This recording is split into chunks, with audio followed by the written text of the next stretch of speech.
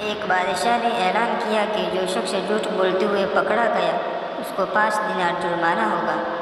لوگ ایک دوسرے کے سامنے بھی ڈرنے لگے کہ اگر جھوٹ بولتے ہوئے پکڑے گئے تو جرمانہ نہ ہو جائے۔ ادھر بادشاہ اور وزیر ویش بدل کر شہر میں گھومنے لگے۔ جب تھک گئے تو آرام کرنے کی غرض سے ایک تاجر کے پاس ٹھہرے۔ اس نے دونوں کو چائے پلائی۔ بادشاہ نے تاجر سے پوچھا، تمہاری عمر کتنی ہے؟ تاجر نے کہا 20 سال۔ تمہارے پاس دولت کتنی ہے؟ تاجر نے کہا 70,000 دینار۔ بادشاہ نے پوچھا، تمہارے بچے ہیں؟ تاجر نے جواب دیا، ایک۔ واپس آ کر انہوں نے سرکاری دفتر میں تاجر کی کیفیات اور جائیداد کی پڑتال کی تو اس کے بیان سے مختلف تھی۔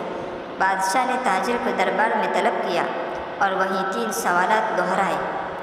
تاجر نے وہی جوابات دیے۔ بادشاہ نے وزیر سے کہا، اس پر 15 دینار جرمانہ عائد کر دو اور سرکاری خزانے میں جمع کرا دو، کیونکہ اس نے 3 جھوٹ بولے ہیں۔ سرکاری کاغذات میں اس کی عمر 35 سال ہے۔ اس کے پاس 70,000 دینار سے زیادہ رقم ہے اور اس کے 5 لڑکے ہیں۔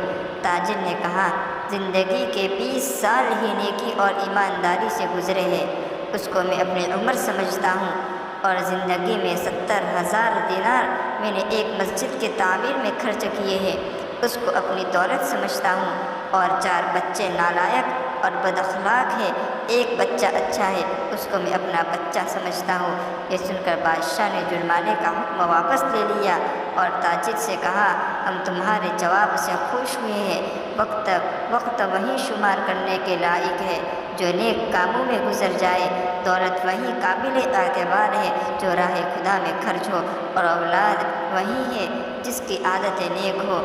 اللہ تعالیٰ ہم سب کو نیک عمل کرنے کی توفیق عطا فرمائے، آمین۔